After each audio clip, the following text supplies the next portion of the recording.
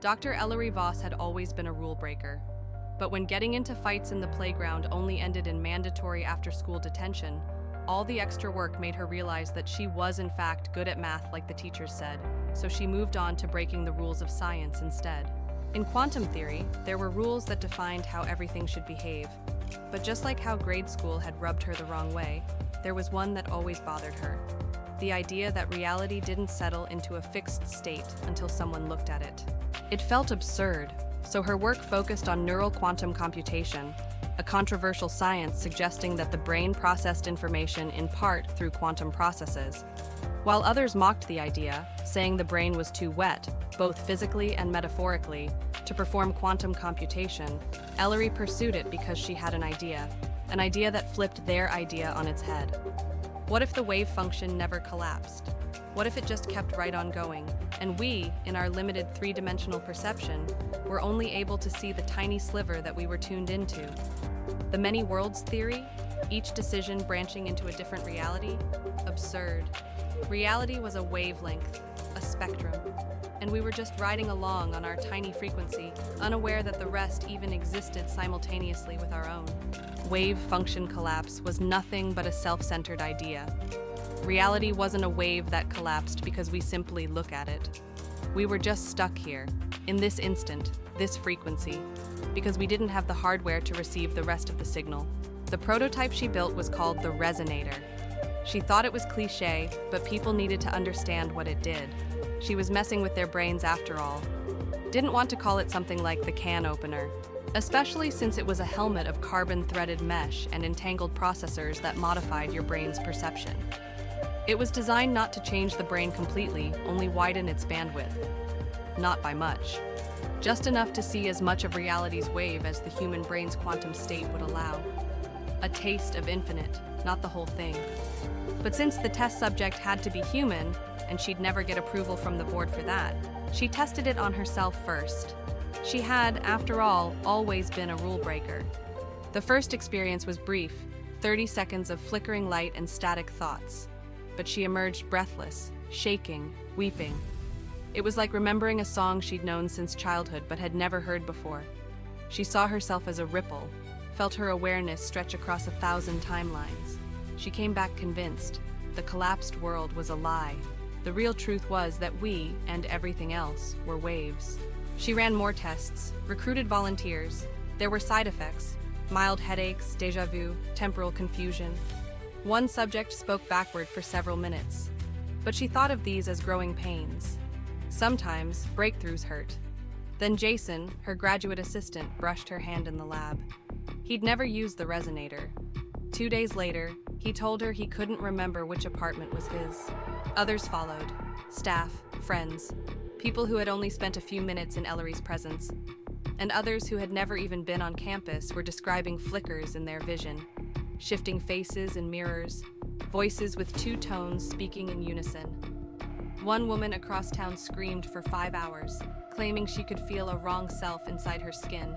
They were resonating, tuning into the wave, not through technology, but through contact. It only made sense. She was vibrating at a wider frequency, and anyone who touched someone who had undergone resonation, like striking one tuning fork with another, began to vibrate too. She shut the lab down, disconnected the resonator, locked the servers, and burned the notes. But it was stupid, desperate, and too late. On the news, a man walked into downtown traffic because he thought the cars weren't real in this slice. A child spoke in 3 voices. A cult was forming online, worshipping the true waveform, sharing stories of beings in the folds between lives. She watched as her breakthrough metastasized, spread like music you couldn't unhear. She hadn't created an awakening. She'd created a contagion, one there was no cure for. Resonance passing from body to body, a shift in quantum state like a virus of the soul. The more people who changed, the louder the waveform became. At least she thought it was the waveform, but before long, she and everyone else realized that the TV cultists were on to something. It wasn't just the waveform. There was something in the waveform, something that had always been like they were now. She called it the presence. and it had noticed humanity now that it was not a mere blip of static in the spectrum.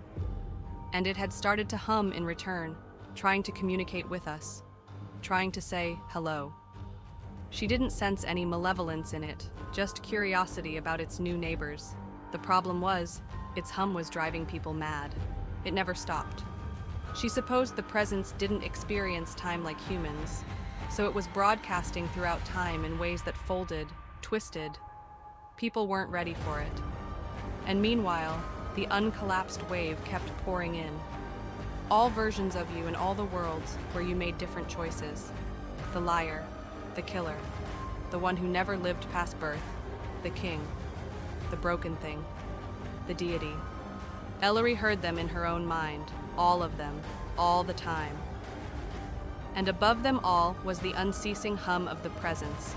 Some people, the greatest minds, the spiritualist leaders, Ellery herself, tried to accept it, to come to terms with all the variations of themselves that washed through their minds, but all of them only came to the same conclusion. There is no final self, and no human mind can contain the infinite. In her last lucid week, she built the counter-resonator, a device meant to narrow perception again, to lock human awareness back into a single frequency, to make us deaf once more to the endless spectrum that was reality. It didn't work. She spoke with 4 accents, could no longer remember which version of her liked strawberries and which was allergic. In the mirror, her reflection was off by a half-second. Sometimes, it looked disappointed. Other times, increasingly, it acted just as mad as she was growing. It dawned on her that her vibrations, her resonance, had not only infected others in her world, it had infected all the versions of herself that she had touched. She had not just destroyed her own world, she had destroyed all of them. So she kept trying. One last attempt. She wired the device to the building's power grid, programmed it to emit a final dampening pulse strong enough to wipe the resonance out completely. A blast from a cannon that would drown out the other instruments, or make the audience deaf. But as she reached for the switch, one of her, maybe more, was screaming that this was not the end. It was the beginning. The next step in evolution was all selves becoming one. Becoming many was becoming one, and that was becoming more. And the presence. Its cacophony wasn't a threat. It was a welcome. A song humanity had never heard until now. It hurt because we were out of tune, but once the resonance infected, awakened, the entire spectrum, we would become like it, beyond mere humans. She stood in front of the console, voices whispering across dimensions, thoughts not hers, or all hers. She looked into the waveform, and the waveform looked back. Maybe a thought occurred, to her, from her, by her. At this point, those concepts didn't even apply anymore. The thought came, from nowhere, from everywhere. Maybe this wasn't the first time this had happened. Maybe she wasn't looking at a waveform presence, or it was even looking at her. Maybe she was looking in the mirror, and maybe everything would be okay without any rules at all. After all, she, and all her infinite selves throughout all infinite dimensions thought simultaneously, she had always been, and will always be, a rule breaker.